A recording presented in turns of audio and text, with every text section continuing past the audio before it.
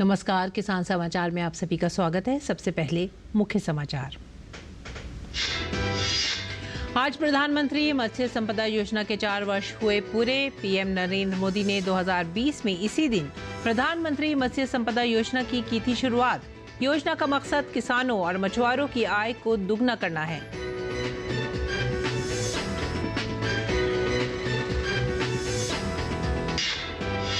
कृषि एवं किसान कल्याण विभाग ने खरीफ फसलों की बुआई के विषय में आंकड़े किए जारी। खरीफ फसलों में धान, श्री अन्न, तिलहन और गन्ना की बुआई सामान्य से अधिक। खरीफ फसलों की अधिक बुआई से किसानों को मिलेगा अधिक लाभ।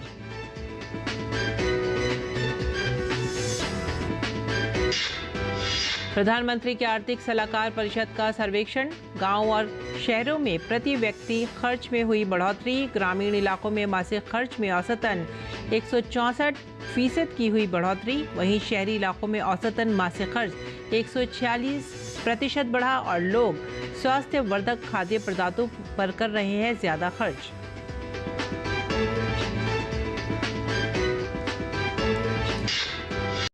किसान वैज्ञानिक विधि का प्रयोग करके खेती में कमा रहे हैं अधिक मुनाफा। सरकार और कृषि विभाग भी किसानों की इसमें कर रहे हैं पूरी मदद। किसान वैज्ञानिक विधि से इसबगोल उगाने पर 10 से 15 क्विंटल प्रति हेक्टेयर की उपज पर कमा रहे हैं बेहतर मुनाफा। मुख्य समाचार के बाद खबरें अब विस्तार से। केंद्रीय कृषि मंत्री शिवराज सिंह चौहान ने कहा है कि सोयाबीन के समर्थन मूल्य तय है, जो कि 4,994 रुपये क्विंटल है। उन्होंने कहा कि हमारी प्रतिबद्धता है कि मिनिमम सपोर्ट प्राइस पर सोयाबीन किसानों का खरीदेंगे और किसानों को उसके पसीने की पूरी कीमत देना मोदी सरकार की प्रतिबद्धता है। किसानों को PSS योजना के तहत सोयाबीन खरीदी की अनुमति दी गई है। उन्होंने कहा कि 2 योजनाओं के अंतर्गत मिनिमम सपोर्ट प्राइस पर सोयाबीन खरीदने की तैयारी होगी, जिसको वो अनुमति देंगे। उन्होंने कहा कि प्रधानमंत्री मोदी की प्राथमिकता है कि किसानों को उनके उत्पादन का ठीक दाम मिले। इसके साथ ही उन्होंने ये भी कहा कि मैं मध्य प्रदेश के साथ साथ अन्य राज्यों के किसानों को आश्वस्त करना चाहता हूं कि मिनिमम सपोर्ट प्राइस पर सोयाबीन की खरीदी की जाएगी। श्रीमान नरेंद्र मोदी जी किसान हितैषी प्रधानमंत्री है। सोयाबीन के समर्थन मूल्य तय है और वो है 4,994 रुपया कुंटल एक। और हमारी प्रतिबद्धता है कि हम मिनिमम सपोर्ट प्राइस पर सोयाबीन किसानों का खरीदेंगे, किसानों को उसके पसीने की पूरी कीमत देना। ये मोदी सरकार की, भारतीय जनता पार्टी NDA सरकार की प्रतिबद्धता है और उसके लिए योजना है। महाराष्ट्र, कर्नाटक जैसे 3 राज्यों ने सोयाबीन खरीदी की मांग की थी और उनको PSS योजना के तहत सोयाबीन खरीदी की अनुमति दी गई है। कृषि एवं किसान कल्याण विभाग ने 9 सितंबर 2024 तक खरीफ फसलों के अंतर्गत बुआई क्षेत्र कवरेज की प्रगति जारी की है। खरीफ फसलों में धान, श्री अन्न, तिलहन और गन्ना की बुआई सामान्य से अधिक हुई है।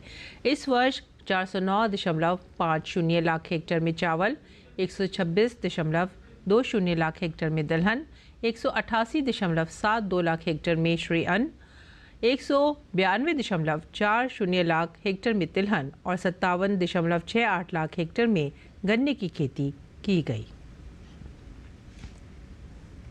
प्रधानमंत्री नरेंद्र मोदी ने 10 सितंबर 2020 को प्रधानमंत्री मत्स्य संपदा योजना की शुरुआत की थी। 10 सितंबर 2024 को इस योजना के 4 वर्ष पूरे हो रहे हैं। मछुआरों और किसानों के लिए शुरू की गई इस योजना से पिछले कुछ वर्षों में बड़ा बदलाव आया है। देखिए हमारे संवाददाता अजीत द्विवेदी की यह खास रिपोर्ट। प्रधानमंत्री मत्स्य संपदा योजना PMMSY भारत सरकार की एक महत्वपूर्ण योजना है, जिसका मकसद मत्स्य पालन क्षेत्र के विकास के जरिए नीली क्रांति लाना है। इस योजना को प्रधानमंत्री नरेंद्र मोदी ने 10 सितंबर 2020 को शुरू किया था। इस किसानों के कल्याण और मत्स्य पालन क्षेत्र के समग्र विकास के लिए 20,050 करोड़ रुपए का निवेश किया गया। को सभी और केंद्र शासित प्रदेशों में लागू किया गया है। इस योजना के तहत मछली उत्पादन और उत्पादकता, गुणवत्ता, प्रौद्योगिकी और मूल्य श्रृंखला के आधुनिकीकरण पर काम किया जाता है। इसके अलावा मत्स्य प्रबंधन ढांचे को मजबूत बनाने के लिए भी काम किया जाता है। इस योजना के तहत मछली उत्पादन को 700,000 टन तक बढ़ाने और निर्यात को $1 ट्रिलियन तक बढ़ाने का लक्ष्य रखा गया है। इस योजना को 4 वर्ष, इन 4 वर्षों में इसमें उल्लेखनीय प्रगति हुई है। आदरणीय प्रधानमंत्री नरेंद्र मोदी जी ने अपने दूरदर्शिता का परिचय दिया और उनकी उस दूरदर्शिता का ही परिणाम है हम मत्स्य उत्पादन के क्षेत्र में विश्व में दूसरे स्थान पर हैं। प्रधानमंत्री जी जब विकसित भारत 2047 की कल्पना करते हैं तो उनका ध्यान समाज के हर क्षेत्र की तरफ जाता है। जब तक हर क्षेत्र विकसित नहीं होगा और हर क्षेत्र में विकास नहीं होगा तब तक विकसित भारत की कल्पना नहीं की जा सकती है। प्रधानमंत्री मत्स्य संपदा योजना का लक्ष्य 2024-25 तक मछली उत्पादन में अतिरिक्त 70 लाख टन की वृद्धि करना है। 2024-25 तक मत्स्य निर्यात आय को 1 लाख करोड़ रुपए तक बढ़ाने के साथ ही मछुआरों और मत्स्य किसानों की आय को दोगुना करना है। फसल कटाई के बाद होने वाले नुकसान को 20 से 25% से घटाकर लगभग 10% करना और मत्स्य पालन क्षेत्र और संबद्ध गतिविधियों में अतिरिक्त 55 लाख प्रत्यक्ष और अप्रत्यक्ष लाभकारी रोजगार के अवसर पैदा करना है।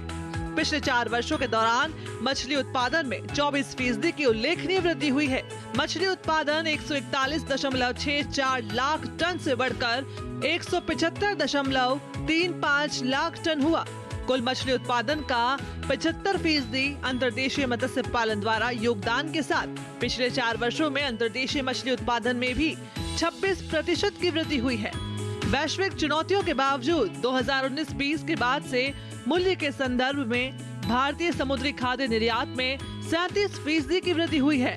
झींगा निर्यात में भी 26% दर्ज की गई है। प्रधानमंत्री मत्स्य संपदा योजना को मछली उत्पादन और उत्पादकता, गुणवत्ता, प्रौद्योगिकी, कटाई के बाद के बुनियादी ढांचे और प्रबंधन, मूल्य श्रृंखला के आधुनिकीकरण और सुदृढ़ीकरण, पता लगाने की क्षमता के साथ ही एक मजबूत मत्स्य प्रबंधन ढांचे की स्थापना और मछुआरों के कल्याण के लिए डिजाइन किया गया है।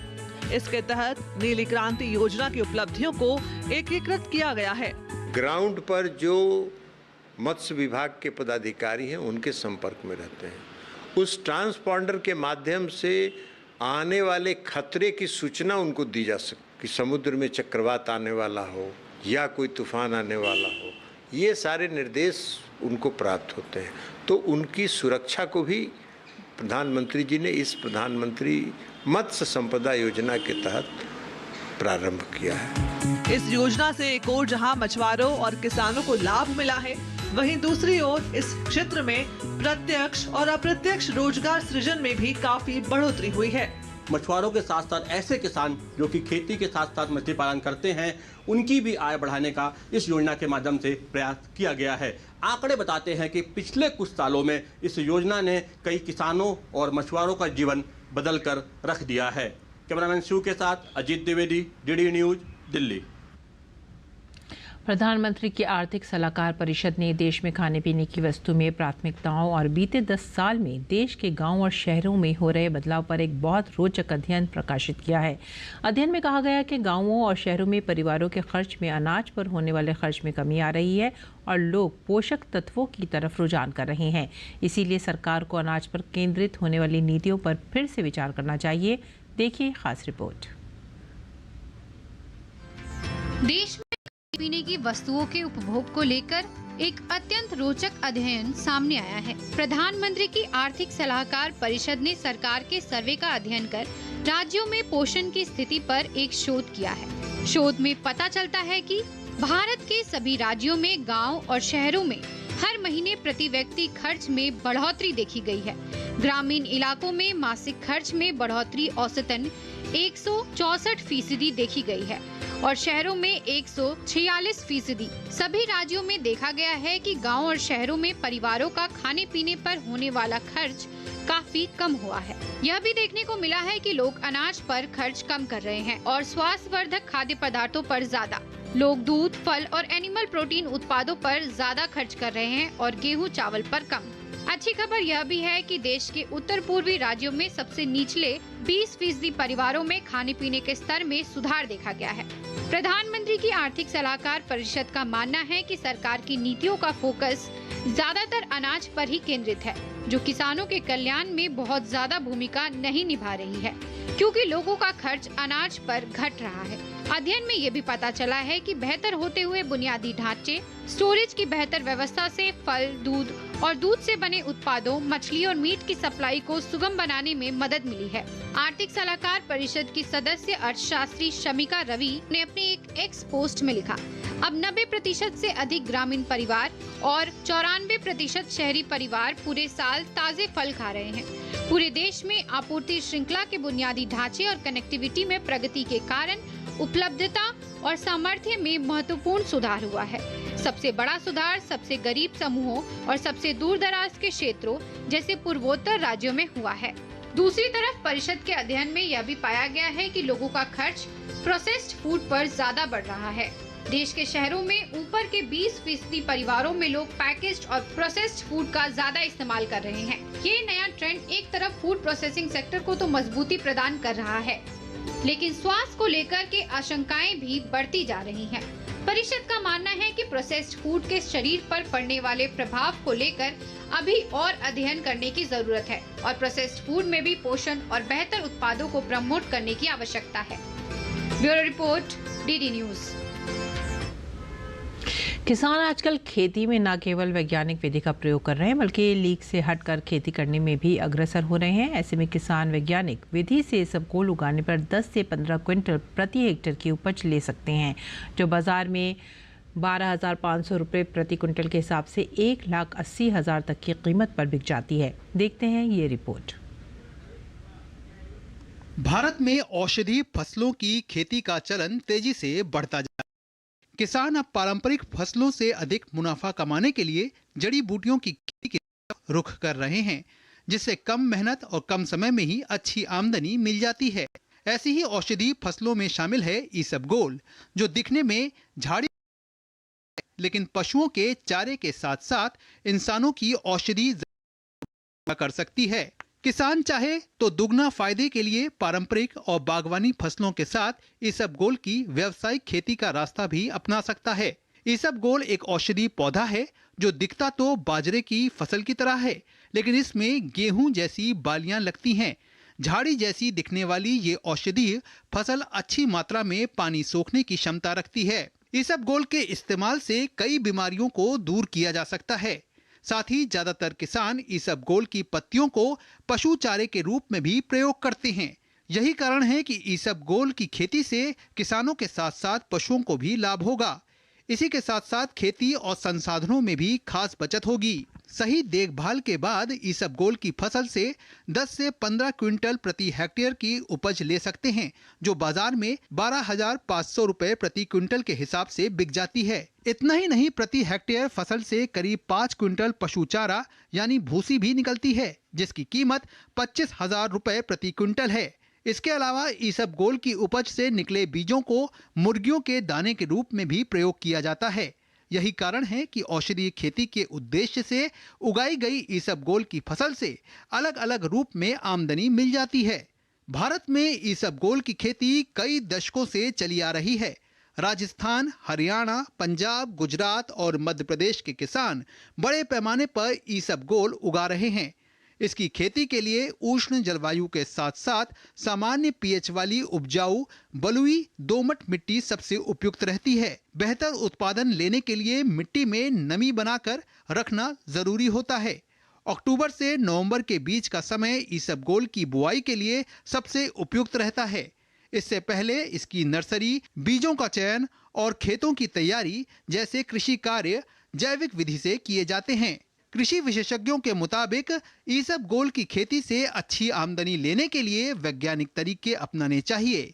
इसके लिए किसानों को उन्नत किस्मों के बीजों का चयन, कार्बनिक और जीवाश्म वाली जैविक खाद, खेत की तैयारी और फसल की सही देखभाल जैसी बातों का खास ध्यान रखना होगा।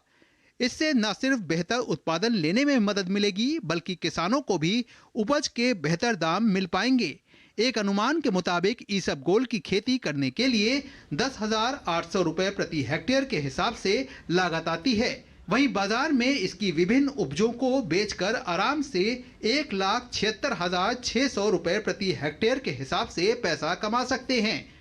आप भी इन उपायों को अपनाकर ईसबगोल की खेती करके बेहतर मुनाफा कमा सकते हैं। ब्यूरो रिपोर्ट के साथ संगीता अग्रवाल की रिपोर्ट, डीडी न्यूज। वाराणसी के युवाओं के लिए कृषक उत्पादक संगठन यानी एफपीओ वरदान साबित हो रहे हैं। एफपीओ के जरिए न सिर्फ पुरुष और महिलाओं को रोजगार मिल रहा है, बल्कि ये उन्हें आत्मनिर्भर भी बना रहा है। महिलाओं के लिए ये बहुत ही कारगर साबित हो रहा है। इसके कारण महिलाओं को रोजगार का एक नया विकल्प मिल गया है। रोजगार के अवसर गाँव में ही उपलब्ध होने से पलायन की समस्या भी अब धीरे धीरे कम हो रही है। केंद्र सरकार के वाणिज्य मंत्रालय की संस्था एपीडा के प्रयासों का असर अब जमीन पर दिखना शुरू हो गया है। उत्तर प्रदेश के वाराणसी से काम की तलाश में मुंबई गए युवा अब लौटकर अपने गांव का रुख कर रहे हैं।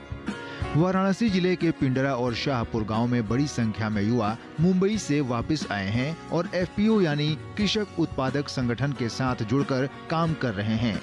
युवाओं में सरकार की इस पहल को लेकर खासा उत्साह है। एपीडा वाराणसी और आसपास के जिलों के किसानों के कृषि उत्पाद को विदेशों में निर्यात करने में लोगों की मदद कर रही है। कृषि निर्यात के माध्यम से गांव के अंदर जो एपीडा से जुड़े हुए एफपीओ, जिनको कि एपीडा में उनका रजिस्ट्रेशन है, और बहुत अच्छा निर्यात कर रहे हैं। आदरणीय प्रधानमंत्री जी का सपना कि किसानों, महिलाओं को उद्यमिता की तरफ ले जाना आज जो साकार होते हुए दिख रहा है। आज यहाँ पे जो महिलाएं हैं और पर्पज है, आज इस गांव को हम लोग जो बाए हैं कि जो यहाँ पे हमारा एफपीओ है, मधुजनसा फेड फार्मर प्रोड्यूसर कंपनी, जो कि एपीडा में रजिस्टर्ड भी है और अच्छा निर्यात भी कर रहे हैं। पिछले अरविंद राजभर शाहपुर गांव में एफपीओ के निदेशक हैं। उन्होंने गांव की महिलाओं को इस काम से जोड़ने का काम किया है। रोजगार मिलने से महिलाएं आर्थिक रूप से सशक्त हुई हैं और समाज में अहम भूमिका निभा रही हैं। एपीडा के सहयोग से और मधुजनसा फ्रेड फार्मर प्रोड्यूसर कंपनी के सहयोग से हम लोगों ने पैकेजिंग का काम और एक्सपोर्ट का काम चालू कर दिया और आज हमारे गांव सभा की कम से कम 40 से 50 महिलाएं लाभान्वित हो रही हैं इस कार्यक्रम से। हम लोग प्राइमरी यहाँ करते हैं, इसके बाद पैक हाउस पे ले जाके इसका प्रॉपर सॉर्टिंग ग्रेडिंग करके एक्सपोर्ट करते हैं। मैं यही रोजगार करती हूँ। जो हमारी समूह की सभी महिलाएं जो बेकार बैठी हैं, तो हमारे अरविंद भैया ले आए हैं रोजगार। बेनिफिट ऐसा है कि जो जैसा कार्य करता है, कोई घर में फंस जाता है तो नहीं आता है, जो रेगुलर करता है 7-8 हजार उनका बेनिफिट हो जाता है। हम लोग सब्जी 15 दिन का ट्रेनिंग दिया। ट्रेनिंग देने के बाद हम लोग सब्जी बिनने जान गए। परोरा भिंडी यही काम होता है, मैं भी आके करती हूँ। मेरा भी पगार 6-7 हजार महीने में हो जाता है। क्रियान्वयन में शामिल है एपीडा और कर्ता जो हैं वो किसान हैं, महिलाएं हैं, जो जोर दे रही हैं उस सोच को, जोड़ दे रही हैं धरती से उस उड़ान को जो पाना चाहता है हर कोई। ये महिलाएं कृषि के माध्यम से देश को, गांव को दे रही हैं। Doctor Harkesh Bahadur Singh Gautam, DD news, Shahpur, Varanasi. और आइए अब जानते हैं मंडी भाव।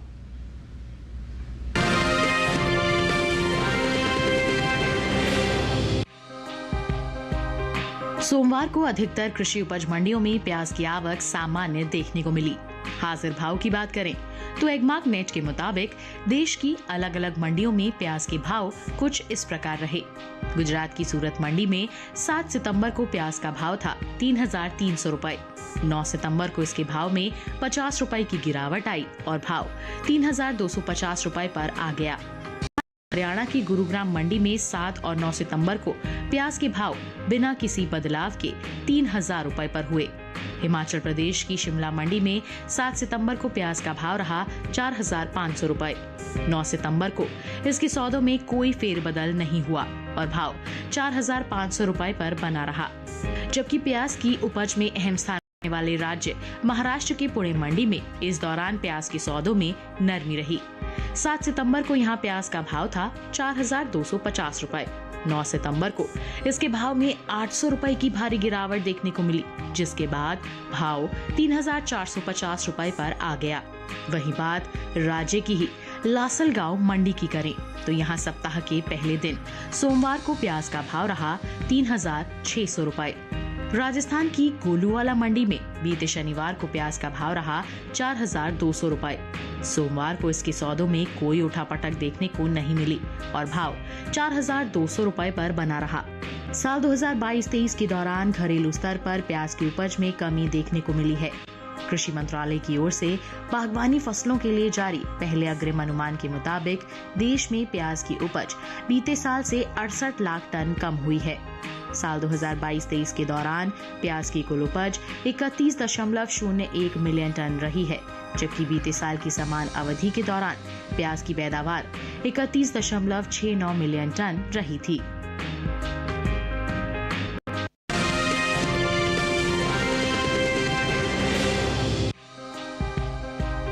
चालू खरीफ सीजन में ज्वार की बुआई में इजाफा हुआ है। कृषि मंत्रालय की ओर से हाल ही में जारी ताजा आंकड़ों के मुताबिक साल 2024 के दौरान खरीफ ज्वार की बुआई 15,16,000 हेक्टेयर में हुई है, जबकि बीते साल की समान अवधि के दौरान खरीफ बाजरा 14,06,000 हेक्टेयर में बोया गया था। फिलहाल मंडियों में ज्वार की आवक इन दिनों सामान्य बनी हुई है। एगमार्कनेट के मुताबिक गुजरात की अमरेली मंडी में 7 सितंबर को ज्वार का भाव था 3,700 रुपए। 9 सितंबर को इसके भाव में 420 रुपए की गिरावट आई, जिसके बाद भाव 3,280 रुपए पर आ गया। जसदण मंडी में 7 और 9 सितंबर को ज्वार के भाव में कोई बदलाव देखने को नहीं मिला और भाव 3,500 रुपए पर बना रहा। राजकोट मंडी की बात करें तो यहाँ बीते शनिवार को ज्वार का भाव रहा 3,800 रुपए। सोमवार को इसके सौदों में 75 रुपए की तेजी दर्ज की गई, जिसके बाद ज्वार का भाव 3,875 रुपए हो गया। वहीं महाराष्ट्र के पुणे मंडी में ज्वार के भाव में नरमी देखने को मिली। यहाँ 7 सितंबर को ज्वार का भाव था 5,500 रुपए। 9 सितंबर को इसके सौदे 100 रुपए नरम होकर 5,400 रुपए पर हुए। बात पैदावार की करें तो इस साल ज्वार की पैदावार में बढ़त का अनुमान जताया गया है। कृषि मंत्रालय के हाल ही में जारी दूसरे अग्रिम अनुमान के मुताबिक घरेलू स्तर पर साल 2023-24 के दौरान कुल ज्वार की पैदावार 40,34,000 टन होने का अनुमान जताया गया है, जबकि बीते साल इस दौरान ज्वार की पैदावार 38,14,000 टन रही थी। इस साल कुल ज्वार की उपज में बीते साल के मुकाबले 2,20,000 टन की बढ़ोतरी हो सकती है, जिसका असर कृषि उपज मंडियों में ज्वार के बाजार भाव पर पड़ सकता है। बता दें कि केंद्र सरकार ने विपणन सत्र 2024-25 के लिए 14 खरीफ फसलों के न्यूनतम समर्थन मूल्य में बढ़ोतरी की है, जिसमें ज्वार भी शामिल है। सरकार के इस फैसले से किसानों को उनकी फसलों का उचित दाम मिलेगा, साथ ही आय में भी वृद्धि होगी। साल 2023-24 में हाइब्रिड खरीफ ज्वार की एमएसपी 3,180 रुपए प्रति क्विंटल थी, जिसे साल 2024-25 के दौरान 191 रुपए बढ़ाकर 3,371 रुपए प्रति क्विंटल तय किया गया है। वहीं मालदंडी ज्वार की एमएसपी में 196 रुपए का इजाफा हुआ है और अब इसकी एमएसपी 3,421 रुपए प्रति क्विंटल तय की गई है।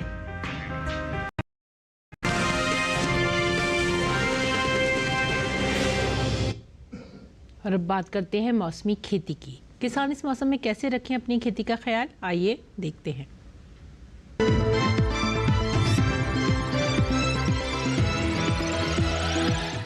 नमस्कार, आप देख रहे हैं डीडी किसान। मैं हूं एआई कृष और आज हम महाराष्ट्र, तेलंगाना और आंध्र प्रदेश के विभिन्न राज्यों में होने वाली खेती किसानी से संबंधित सलाहों के बारे में पूरी जानकारी देंगे।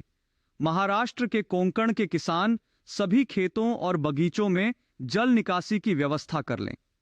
महाराष्ट्र के रत्नागिरी के किसान धान के खेतों में जल स्तर 5 से 10 सेंटीमीटर बनाए रखें। महाराष्ट्र के पुणे जिले में मूंग और उड़द की पकी फसलों की तुड़ाई कर लें। महाराष्ट्र के सतारा के किसान अंगूर में डाउनी फफूंदी रोग दिखाई देने पर जरूरी दवाएं छिड़क लें। मराठवाड़ा के किसान ज्वार में फॉल आर्मी वर्म के प्रबंधन के लिए इमामेक्टिन बेंजोएट का स्प्रे कर लें। तेलंगाना के किसान मक्का के खेतों में पानी जमा ना होने दें। तेलंगाना में ही कपास में पत्ती धब्बा रोग दिखाई देने पर जरूरी कीटनाशक छिड़क लें। साथ ही यहां सोयाबीन में पीला मोज़ेक वायरस की रोकथाम के लिए विशेषज्ञों की सलाह से कीटनाशक छिड़क लें। आंध्र प्रदेश में किसान गन्ने में मुरझा रोग के नियंत्रण के लिए ऐसे प्रभावित पौधों को हटा दें। आंध्र प्रदेश के किसान सब्जियों के खेतों में पानी जमा न होने दें। यहां के किसान उड़द की फसल को जड़ सड़न रोग से बचाने के लिए हेक्साकोनाजोल का छिड़काव कर लें। आंध्र प्रदेश में ही मिर्च को फंगल रोगों से बचाने के लिए जरूरी दवाएं छिड़क लें। इसी तरह कृषि और किसानों से जुड़ी हर महत्वपूर्ण जानकारी के लिए हमारे साथ जुड़े रहिए और देखते रहिए डीडी किसान। धन्यवाद।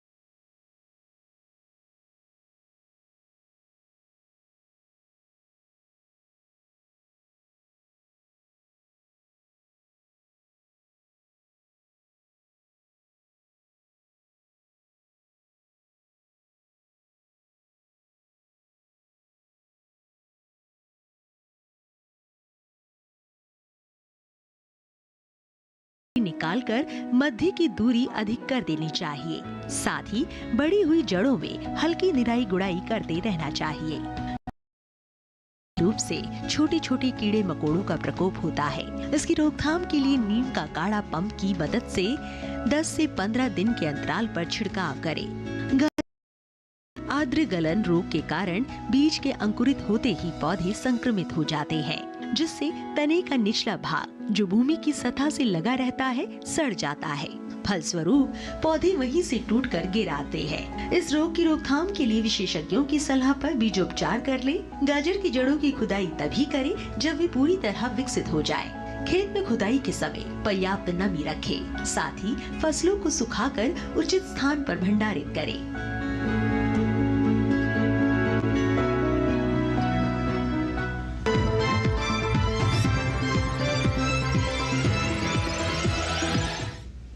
और अब कुछ और खबरें खास खबर में।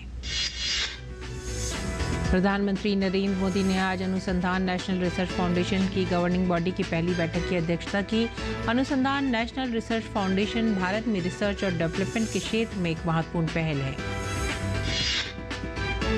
केंद्रीय गृह मंत्री अमित शाह ने आज नई दिल्ली में भारतीय साइबर अपराध समन्वय केंद्र के पहले स्थापना दिवस समारोह के अवसर पर साइबर अपराधों से बचाव के लिए प्रमुख उपायों का शुभारंभ किया। सुप्रीम कोर्ट के काम पर लौटने के निर्देश के बावजूद कोलकाता रेप मर्डर घटना के खिलाफ प्रदर्शन कर रहे जूनियर डॉक्टर आज काम नहीं करेंगे। विदेश मंत्री डॉक्टर एस जयशंकर आज से जर्मनी की 2 दिन की यात्रा पर रहेंगे। बर्लिन में अपने प्रवास के दौरान डॉक्टर जयशंकर जर्मनी के विदेश मंत्री और अन्य प्रमुख नेताओं के साथ बैठक करेंगे। राष्ट्रीय सुरक्षा सलाहकार अजीत डोभाल आज से रूस की यात्रा पर रहेंगे। अजीत डोभाल रूस के सेंट पीटर्सबर्ग में आयोजित ब्रिक्स सुरक्षा अधिकारियों की 2 दिवसीय बैठक में हिस्सा लेंगे। इसी के साथ ही आप हमारी पूरी टीम को दीजिए आज्ञा। नमस्कार।